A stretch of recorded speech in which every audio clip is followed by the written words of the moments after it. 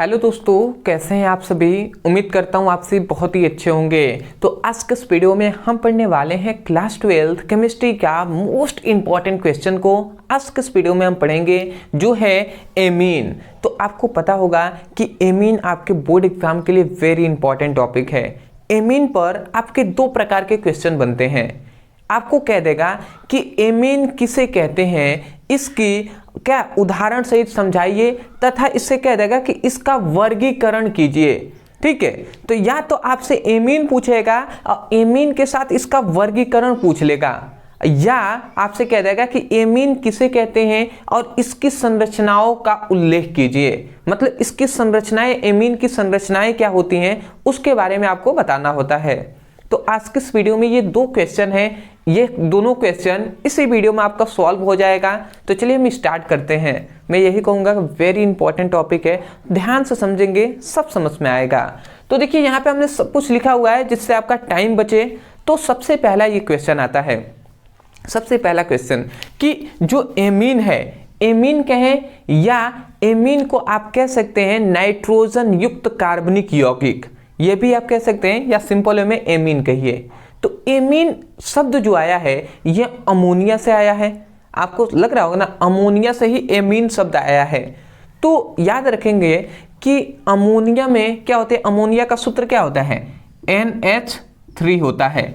तो यहाँ पे यही बताया गया कि अमोनिया में से, अमोनिया में हाइड्रोजन, जो अमोनिया में हाइड्रोजन है कि नहीं, तो अमोनिया में हाइड्रोजन परमाणु के स्थान पर कोई एल्काइल समूह या एराइल समूह आ जाता है। ठीक है, कौन समूह, हमने कहा एल्काइल, ये नाम याद रखें, एल्काइल, या हमने कहा एराइल समूह आ जाता है। तो उसे, तो बनने वाला जो यौगिक होता है उस यौगिक को ही हम क्या कहते हैं, एमीन कहते हैं। मतलब आपको क्या समझ में आया।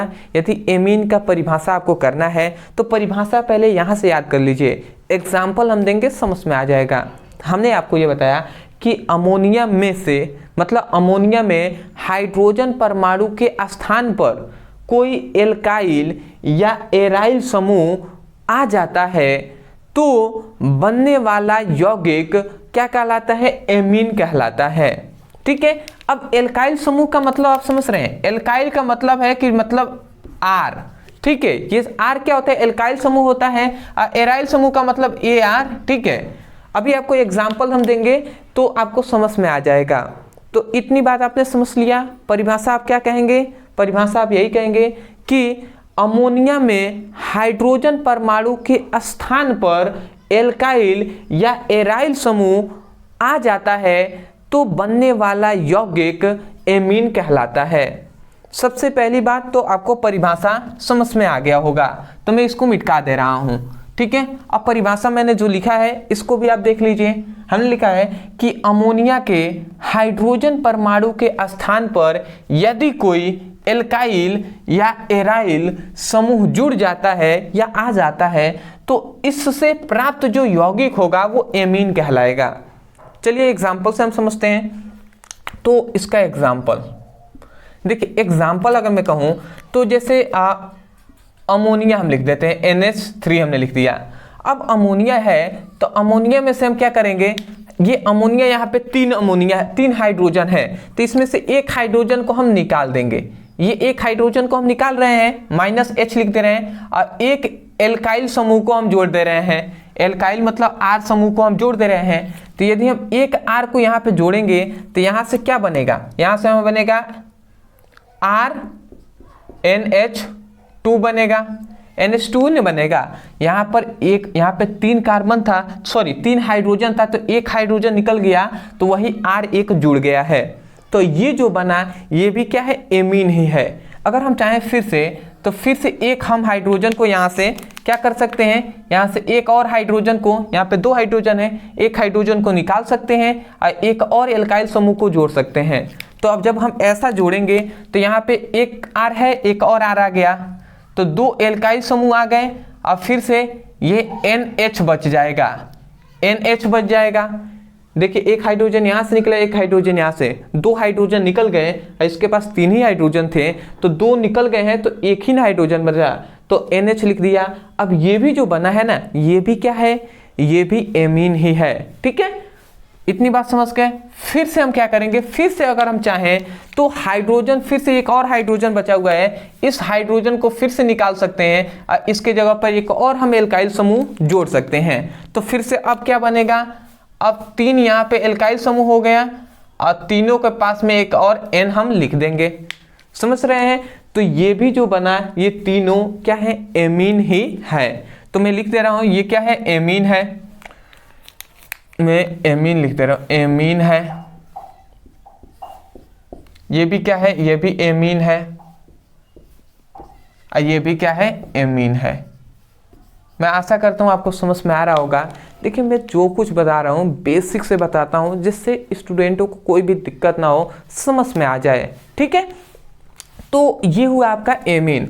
अब आता है कि सर एग्जाम्पल तो दीजिए, ये तो हमें समझ में आ गया एमीन कैसे बनता है, बनाने की विधि हम बाद में बता देंगे। ठीक है ना, बनाने की विधि आप सिंपल में ऐसे आप समझ सकते हैं, ये बनाने की विधि एक तरह से हम कह सकते हैं। ठीक है, तो अब हम समझ लेते हैं, जैसे कि हम क्या करेंगे, हम कुछ नहीं करेंगे। जैसे इसका एग्जाम्पल में कहूँ ना, तो एग्जाम्पल सिंपल है, जैसे कि यहाँ पे देखिए RNH3 है, सॉरी RNH2 है, तो R की जगह पर हम क्या रख सकते हैं, CH3 लिख सकते हैं, ये एल्काइल समूह ही है, तो CH3NH2 लिख देंगे, ये भी एक क्या है, एमीन ही है। फिर से यहाँ पर C2H5NH2 लिख सकते हैं, R की जगह पर C2H5 और NH2 हमने लिख दिया। और भी हम एग्जांपल देना चाहें, देखिए 2 R है तो हम लिख सकते हैं CH3 और NH हम लिख सकते हैं कि नहीं। फिर से अगर आप और भी हम एग्जांपल देना चाहें तो हम लिख सकते हैं C2 ऐसे, C2H5, फिर से C2H5 और NH लिख सकते हैं। इस प्रकार हम लिख सकते हैं। और भी हम चाहें तो लिख सकते हैं CH3 इसको हम तीनों को इस प्रकार N हम लिख देंगे।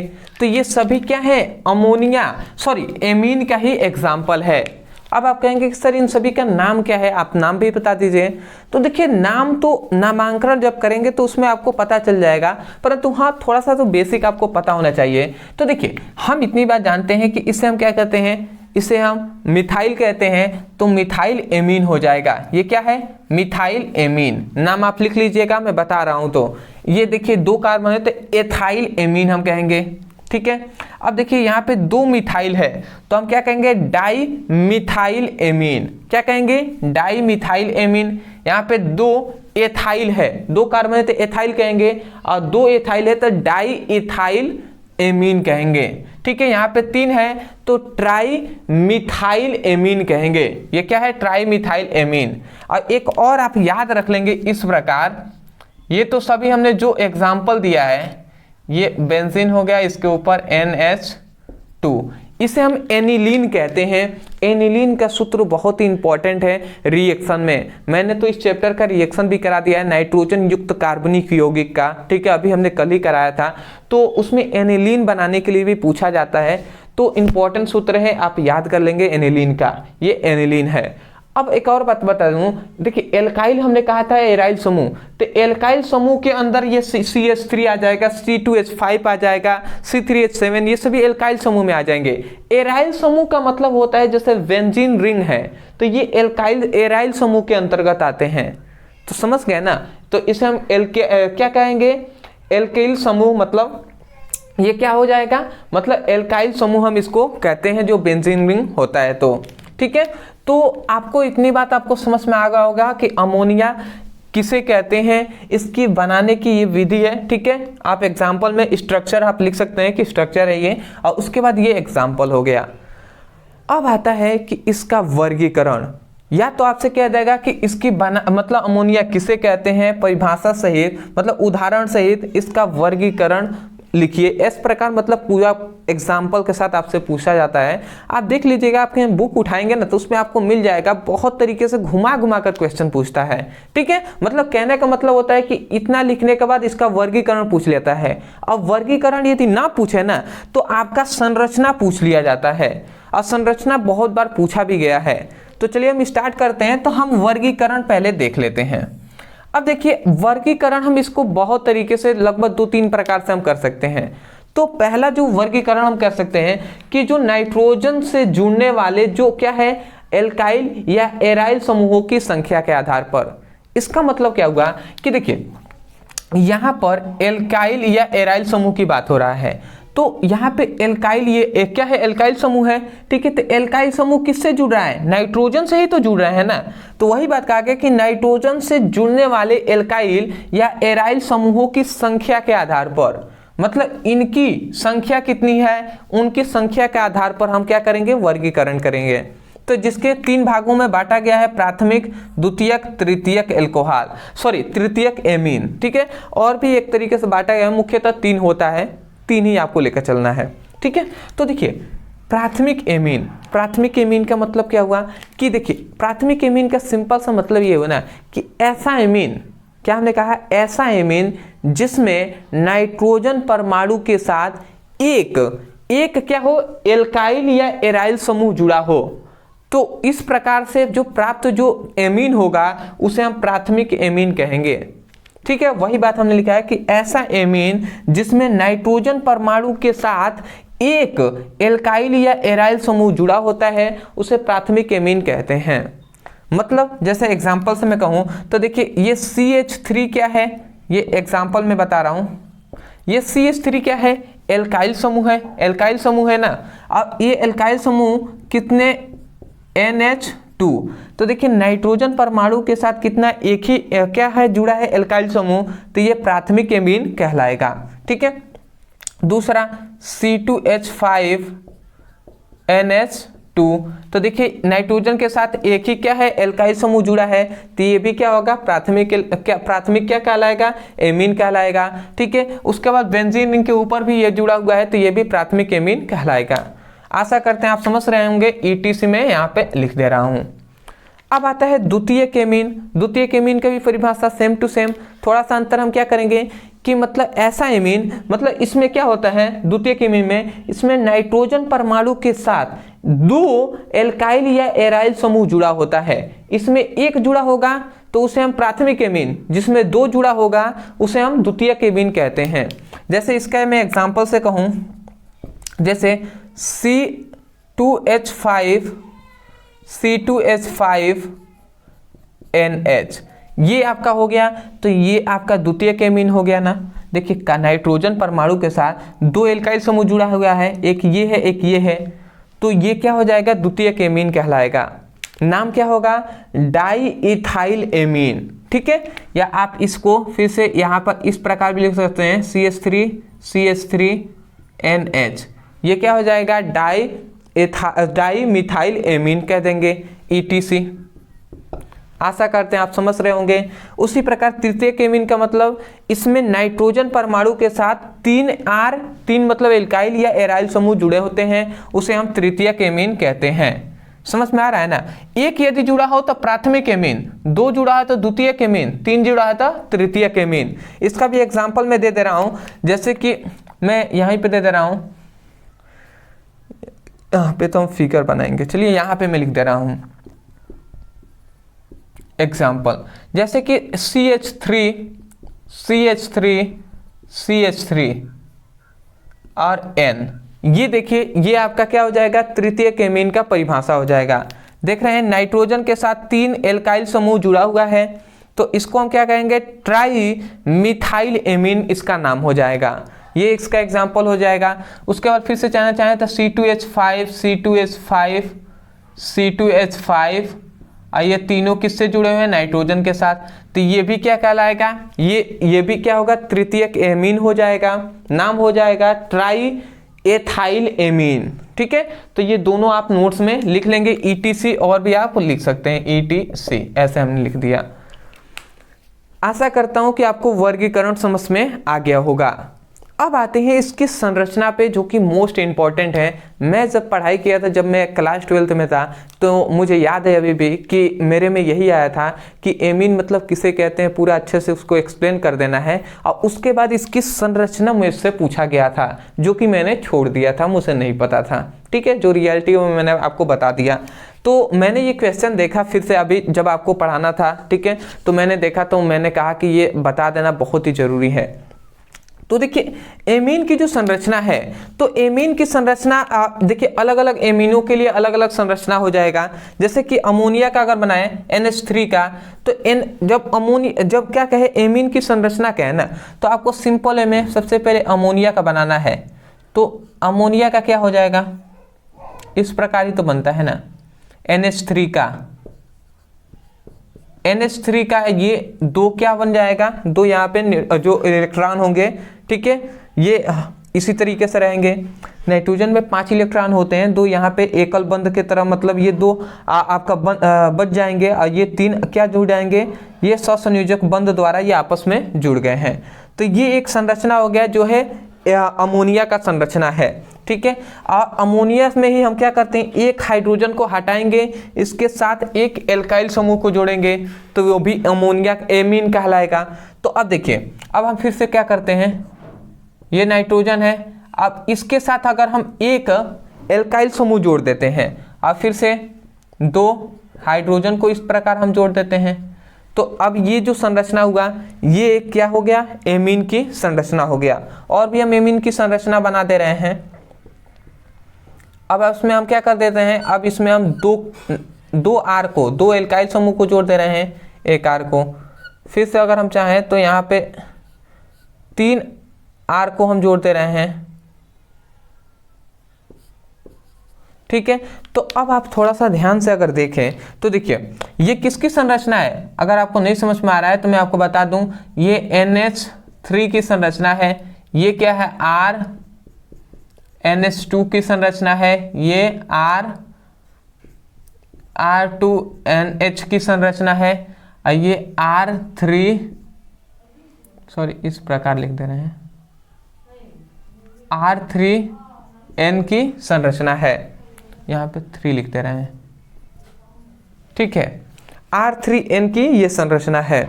R के जगह पर, जैसे अगर आप चाहें तो इसी को मैं फिर से उस प्रकार भी लिख सकता था, इस प्रकार शॉर्ट में हमने लिख दिया R2, मतलब 2 R है N2। तो ये इसकी हमने संरचना बना दिया है। ये क्या है, एमीन की संरचनाएं हैं। यदि एमीन की संरचना कहते हैं ना, तो आपको ये संरचनाएं इस प्रकार बना देना है, आपको फुल नंबर मिल जाएंगे। और इसमें थोड़ा सा 2 बातें आपको लिखना होता है, वो लिख लीजिएगा। नीचे आपको जगह दिखाई दे रहा है, चलिए मैं यहाँ पे लिख दे रहा हूँ। देखिए 2 बातें आपको लिखना होगा। सबसे पहला कि जो अमोनिया है, ये अमोनिया है ना, तो अमोनिया का जो संकरण कितना होता है ये आपको बताना होगा। तो ये आप लिख दीजिएगा कि अमोनिया में, आपसे ये पूछता है कि अमोनिया में नाइट्रोजन परमाणु का संकरण, मैं यहाँ पे लिख दे रहा हूँ, नाइट्रोजन परमाणु का संकरण। तो ये बात आपको याद रखना है कि अमोनिया में नाइट्रोजन परमाणु का जो संकरण होता है वो sp3 होता है। ये बात आप याद रखेंगे, अमोनिया में नाइट्रोजन परमाणु का जो संकरण होता है वो sp3 होता है। ठीक है, और याद रखेंगे जो एमीन होता है या अमोनिया होता है, इसकी जो संरचना होती है ना, वो पिरामिड की जैसी होती है। मतलब इसकी आकृति में यहाँ पे लिख दे रहा हूँ, जगह कम है इसलिए इसके नीचे आप फिर से यहाँ पे लिख लेंगे। ठीक है, आकृति मैं यहीं पे लिख दे रहा हूँ। सुनाई अगर दिखाई ना दे तो आपको सुनाई तो दे ही रहा है, आप लिख लीजिएगा। इसकी जो आकृति होती है वो पिरामिड होती है, पिरामिडी। ठीक है, तो ये बात आप याद रखेंगे कि इसकी संरचना जो आकृति होती है वो पिरामिड होती है। और याद रखेंगे इसका बंध कोण आपसे पूछता है, तो सबसे अधिक बंध कोण, सबसे कम बंध कोण इसका होता है, इससे अधिक बंध कोण इसका होता है, इससे भी अधिक इसका होता है, और इससे भी अधिक इसका होता है। तो ये बंध कोण आप लिखना चाहें, बंध कोण लिखकर इस प्रकार फिर से नीचे बंध कोण और लिखना चाहें तो ये पूरा आप नीचे फिर से लिख लीजिएगा और ये आप दिखा दीजिएगा। तो ये हुआ इतना। संरचना में आप 2 ही ये लिख देंगे, बहुत है, ये फिगर बना दीजिएगा। ये हुआ एमीन पर पूरा एक्सप्लेनेशन जो आपको समझ में आ गया होगा।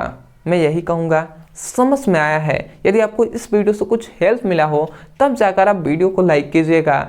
चैनल पर नए होंगे तो चैनल को सब्सक्राइब कर दीजिएगा और हमें कमेंट सेक्शन में ज़रूर बताइएगा कि वास्तव में आपको ये वीडियो कैसा लगा।